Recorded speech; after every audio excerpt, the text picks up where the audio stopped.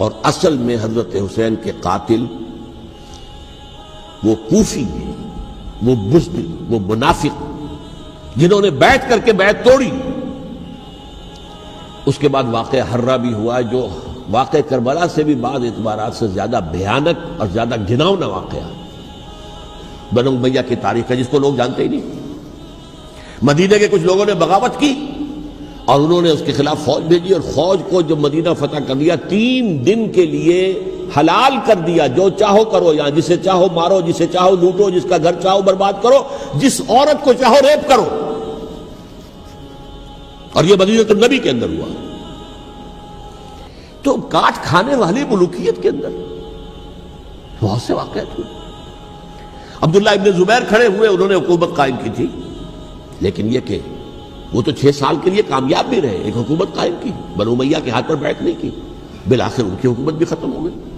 پھر حضرت زید کھڑے ہوئے، انہوں نے بغاوت کی، وہ بھی ناکام رہ گئے۔ پھر بنو عباس میں کھڑے ہوئے حضرت نفس زکیہ، حضرت حسن رضی اللہ تعالیٰ عنہ کے اولاد میں سے، وہ بھی ناکام ہو گئے، شہید ہو گئے۔ انہوں نے عوام کو ایسا کھڑا کیا ہے کہ 20,000 سے لے کر 30,000 کے درمیان انسانوں نے جانیں دے دی۔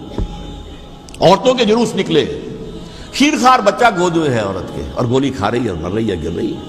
آپ سوچئے زندگی کتنی عزیز ہوتی ہے، اور شیرخوار بچے کے لیے ماں کی جو زندگی ہے، اس ماں کو اپنی زندگی کتنی عزیز تر ہوگی کہ اپنے لیے نہیں تو اس بچے کے لیے مجھے جینا ہے، لیکن نہیں، گولیاں کھائیں اور گری۔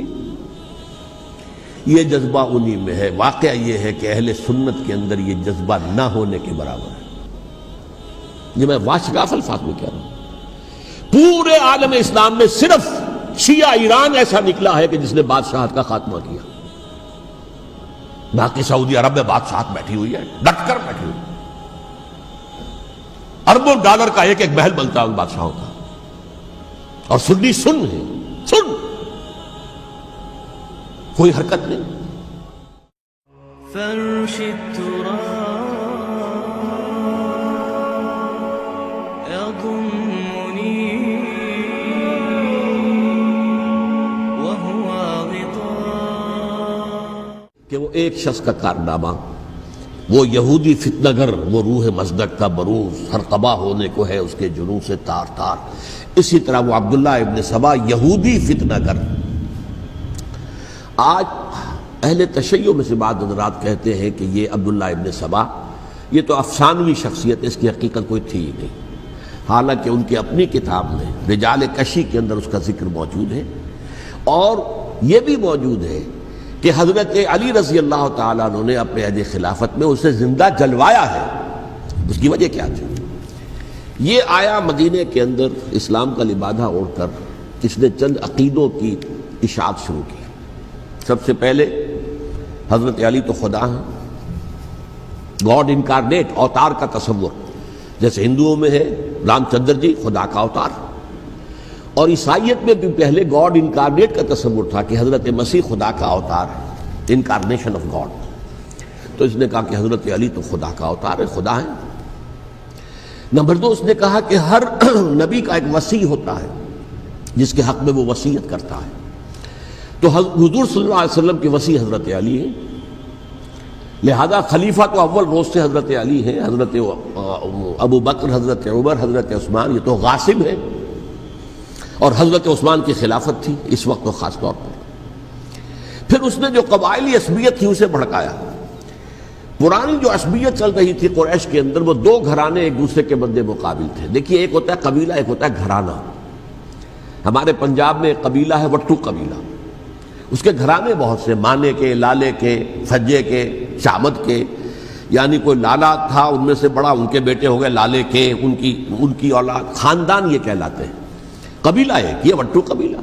تو قبیلہ تھا قریش، اس میں گھرانے بہت تھے، بنو ہاشم، بنو امیہ، بنو تیم، بنو عدی، یہ بہت سے گھرانے تھے۔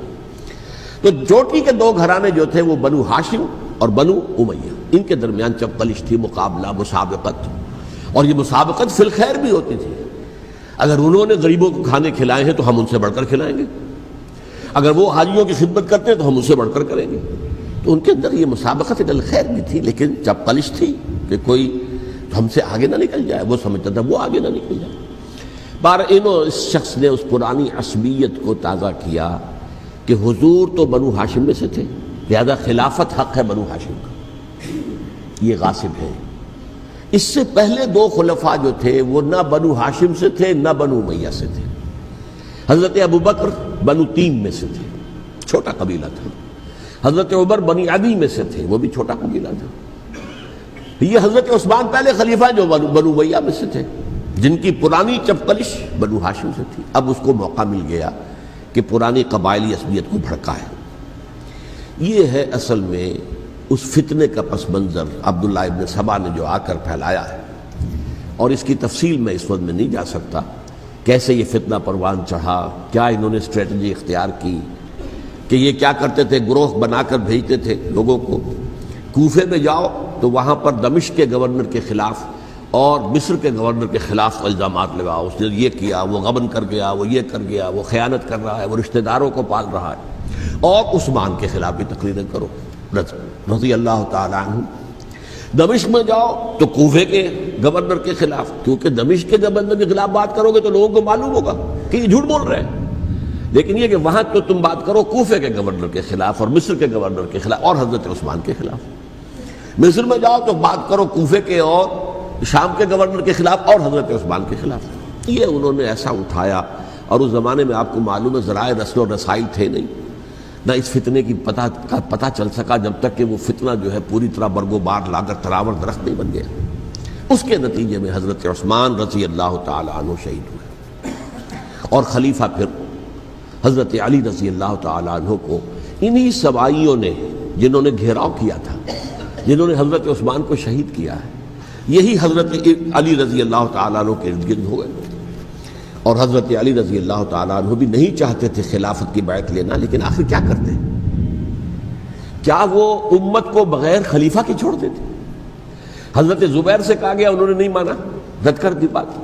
حضرت طلحہ سے کہا گیا، انہوں نے نہیں مانا۔ حضرت علی سے کہا گیا، اب عشرہ مبشرہ میں سے یہی تو تھے نا، لہذا انہوں نے تسلیم کر لیا، خلافت ہو گئی۔ لیکن اس کے بعد جو خانہ جنگی ہوئی ہے، اس خانہ جنگی کے نتیجے میں نوٹ کر لیجئے کہ 1,00,000 کے قریب مسلمان ایک دوسرے کی تلواروں اور نیزوں اور برچھیوں اور تیروں سے ختم ہو گئے، ہلاک ہو گئے۔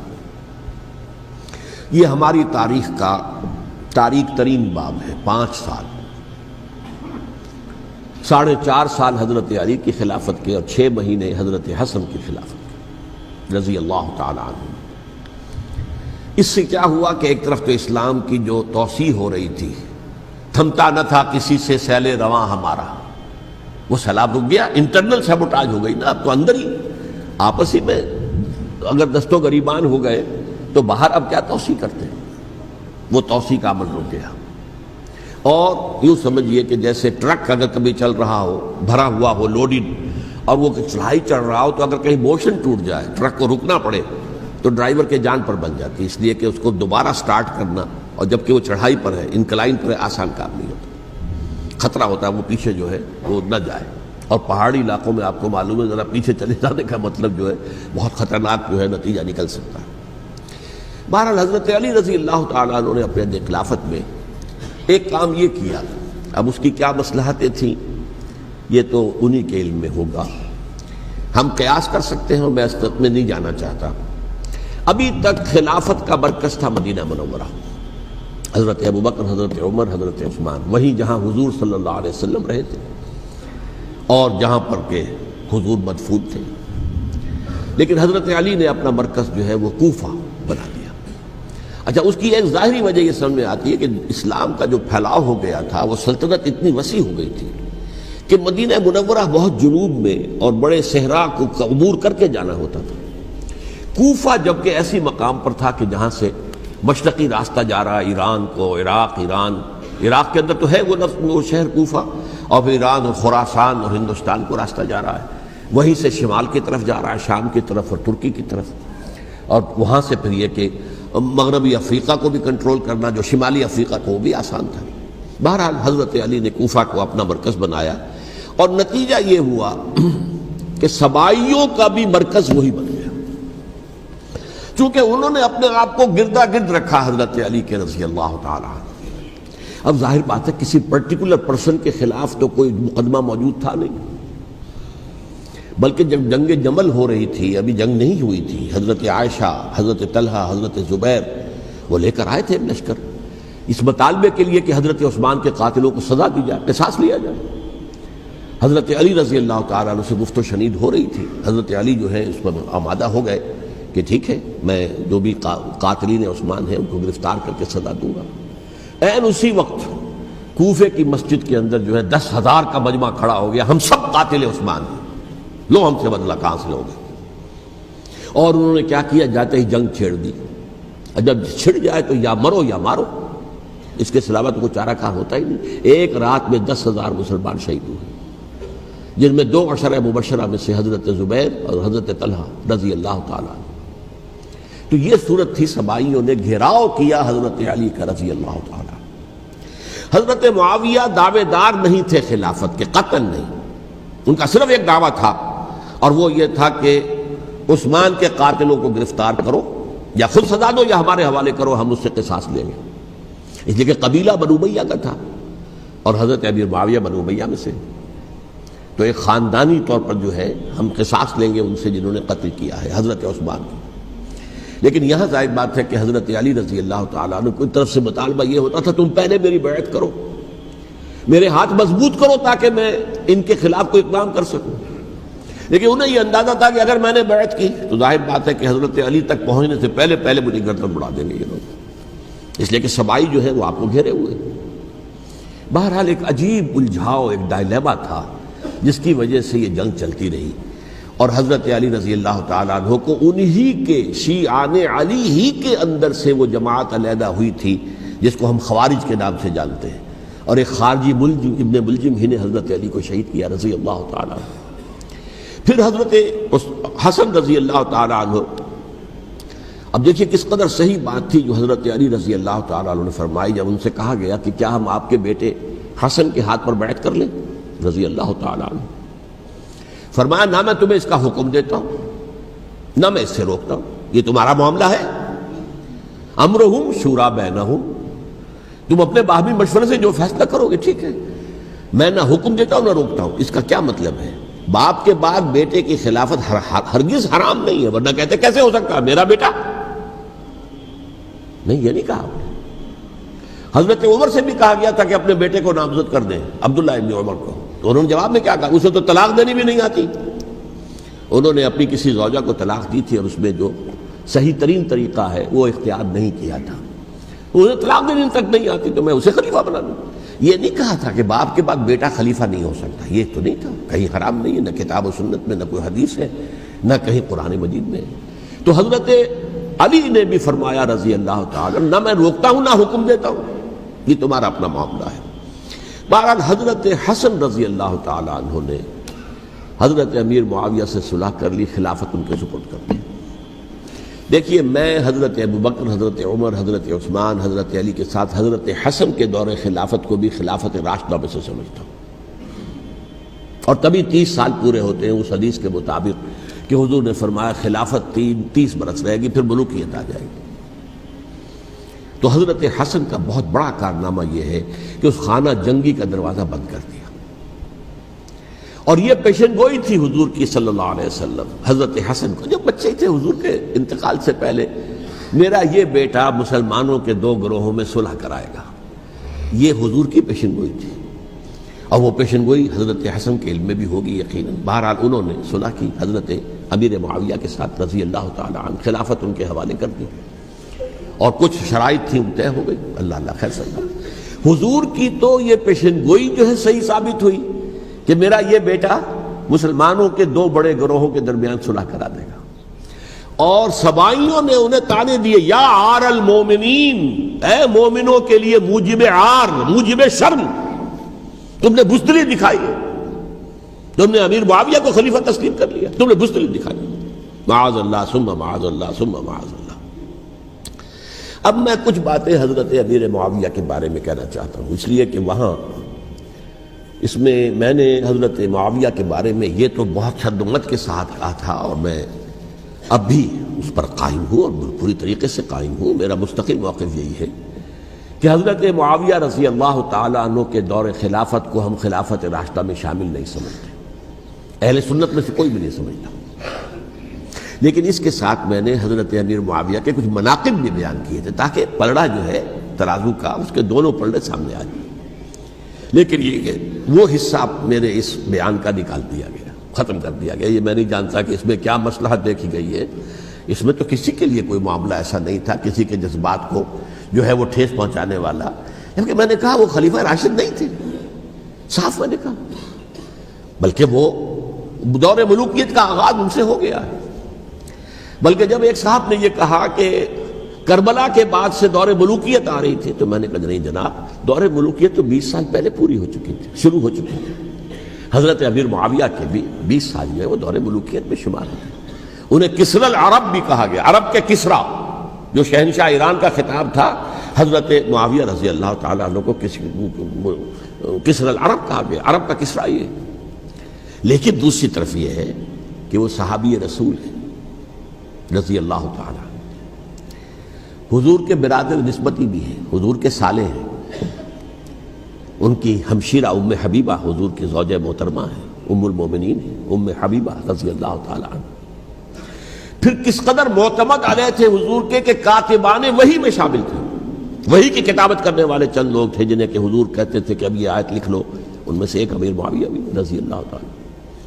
تو بڑے توازن کی ضرورت ہے. دیکھیے صحابہ کرام کا جہاں تک تعلق ہے، اہل سنت کا موقف یہ ہے کہ صحابہ تو کلہم عدول، صحابہ سب کے سب نیک نیت ہیں اور ان کی روایت جو ہے قبول کی جائے گی، رد نہیں کی جائے گی، ان پر کوئی جرح و تعدیل نہیں ہوگی.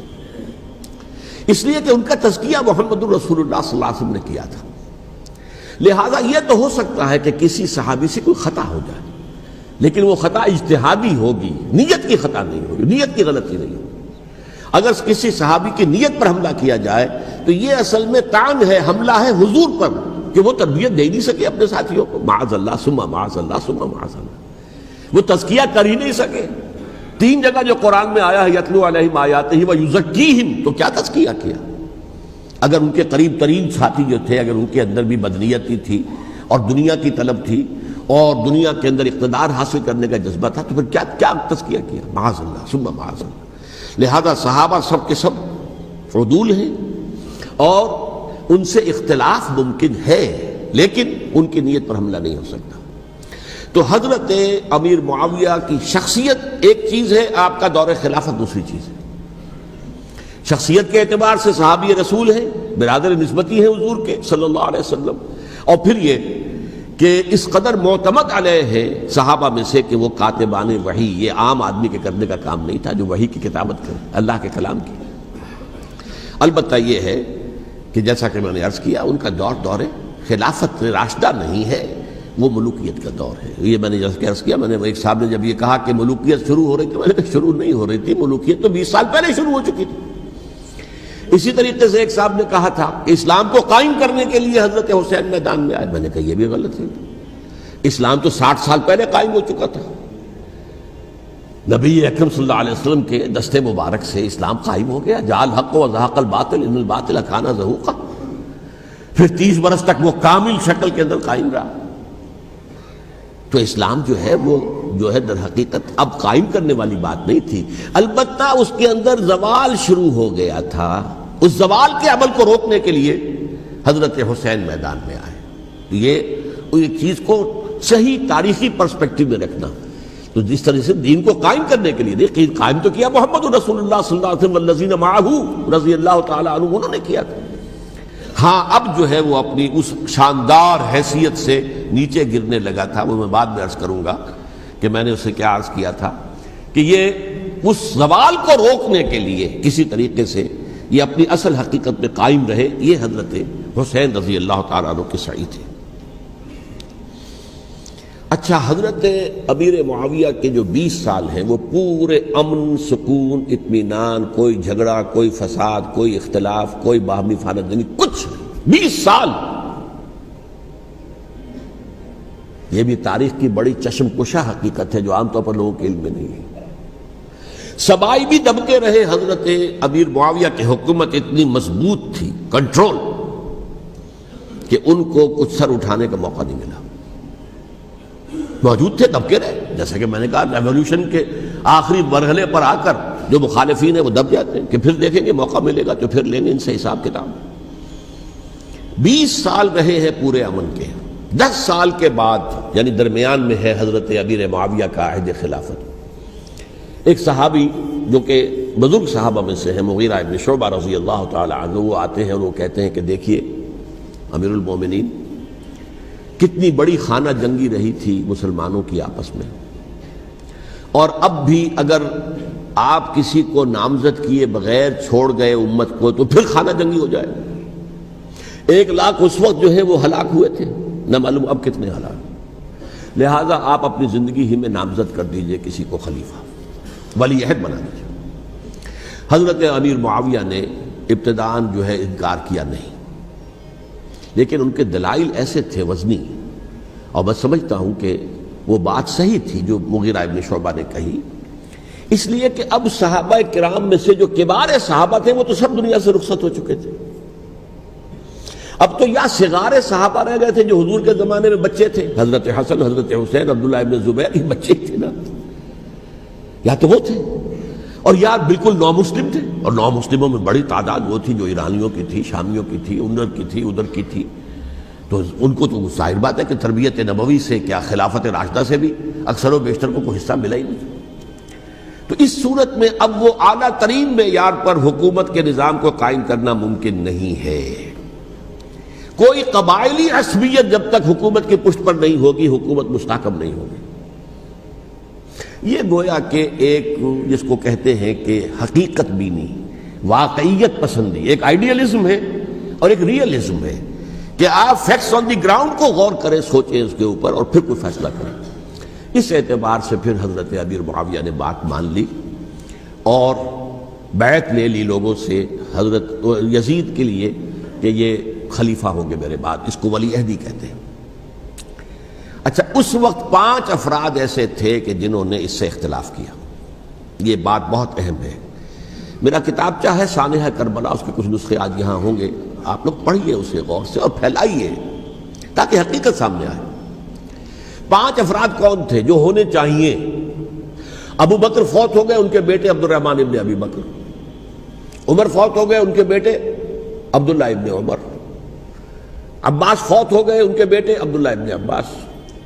زبیر فوت ہو گئے، ان کے بیٹے عبداللہ ابن زبیر. اور حضرت حسن جو ہے ان کا انتقال ہو چکا تھا، حضرت علی کے بیٹے حضرت حسین رضی اللہ تعالی عنہ مجمعین. حضرت حسن کے بارے میں ایک فریق کا کہنا یہ ہے کہ انہیں زہر دے کر ہلاک کیا گیا. اہل تشیع کا قول یہ ہے، جبکہ اہل سنت کہتے ہیں کہ نہیں، وہ اپنی جو بھی طبی موت تھی اس سے ان کی وفات. لیکن میں اس میں نہیں جانا چاہتا، اس لیے کہ یہ مائکرو ہسٹری جو ہے نا، وہ تو ایک ایک واقعے کے لیے ادھر کی روایات کیا، ادھر کی کیا ہیں، ان کے پاس کیا دلائل، ان کے پاس یہ تو کسی ریسرچ اسکالر کا موضوع ہے، میرا موضوع نہیں ہے. لیکن بہرحال یہ 5 حضرات تھے جنہوں نے ولی عہدی کی بیعت نہیں کی. لیکن حضرت معاویہ اتنے حلیم الطبع انسان تھے، انہوں نے جبر نہیں کیا، کوئی تشدد نہیں کیا. ٹھیک ہے، ولی عہدی کی بیعت نہیں کر رہے، کوئی بات نہیں، میری بیعت تو کی ہوئی ہے نا، ابھی تو میں زندہ ہوں، بات ختم ہو گئی. میری بیعت کو تو نہیں توڑا انہوں نے، فسخ بیعت نہیں کی. اس اعتبار سے انہوں نے نہ کوئی تشدد کیا، نہ جبر کیا، نہ کوئی مواخذہ کیا. لیکن جب امیر معاویہ کا انتقال ہو گیا، اب ولی عہدی کی بجائے وہ اب خلافت کی بیعت ہوئی. سب لوگوں نے بیعت کر لی. ان 5 میں سے ایک فوت ہو چکے تھے. حضرت عبد الرحمن ابن ابی بکر فوت ہو چکے رضی اللہ تعالی. 4 تھے. ان 4 میں ایک اختلاف ہوا. 2 کی رائے یہ تھی، عبداللہ ابن عمر، عبداللہ ابن عباس، کہ اگرچہ یہ کام غلط ہوا ہے، اسلام کی روح کے منافی ہوا ہے، یہ بادشاہت کی بنیاد پڑ رہی ہے، لیکن یہ بات ایسی نہیں ہے کہ اس کی بنا پر ہم خانہ جنگی شروع کروا دیں، امت کے اندر خون خرابہ کروائیں، فساد کروائیں. لہذا انہوں نے بیعت کر لی. اب کوئی اگر یہ کہے معاذ اللہ کہ وہ بک گئے تھے یزید کے ہاتھ میں، معاذ اللہ ثم معاذ اللہ، وہی بات آپ اختلاف کر سکتے ہیں کہ انہیں نہیں کرنی چاہیے تھی، یہ کوئی رائے رکھے، مجھے اختلاف نہیں. لیکن ان کی نیت پر حملہ کریں گے تو حملہ محمد رسول اللہ پر ہوگا صلی اللہ علیہ وسلم. عبداللہ ابن عمر کون ہیں؟ کتنی حدیثیں ان سے جو ہے وہ منقول ہیں. عبداللہ ابن عباس کون ہے؟ جنہیں حضور نے جو ہے جن کے لیے دعا کی تھی، اے اللہ فقہہ فی الدین وعلمہ التاویل، اے اللہ اس نوجوان کو دین کا فہم عطا کر اور قرآن کی تعویل اور تفسیر کا علم عطا کر. حبر الامہ کہلاتے ہیں. وہ کہیں پیسوں اور ٹکوں کے عوض بک جانے والے نہیں تھے. انہوں نے امت کی مصلحت دیکھی، نیت جو ہے اس پر حملہ نہ کیجیے. البتہ اختلاف کا حق آپ کو حاصل ہے. دو حضرات جو ہے ڈٹے رہے کہ نہیں، ہمیں کم وٹ میں ریزسٹ کرنا ہے. عبداللہ ابن زبیر عمر کے اعتبار سے وہ بڑے ہیں. مسلمانوں میں سب سے پہلے ولادت مدینے میں جا کر جو ہوئی ہے وہ عبداللہ ابن زبیر کی ہوئی ہے. ہجرت کر کے جب مہاجرین وہاں پہنچے، کچھ عرصے تک کسی کے ہاں کوئی اولاد نہیں ہوئی، تو لوگوں نے تانے دینے شروع کر دیے کہ معلوم ہوتا ہے کہ یہاں آ کر یہ مکے کے رہنے والے جو ہے کمزور ہو گئے ہیں، ان کے ہاں اولاد ہی نہیں ہو رہی. پھر عبداللہ ابن زبیر کی ولادت ہوئی ہے. یہ حضرت ابو بکر کے نواسے ہیں. حضور کی زوجہ محترمہ حضرت عائشہ کی بہن حضرت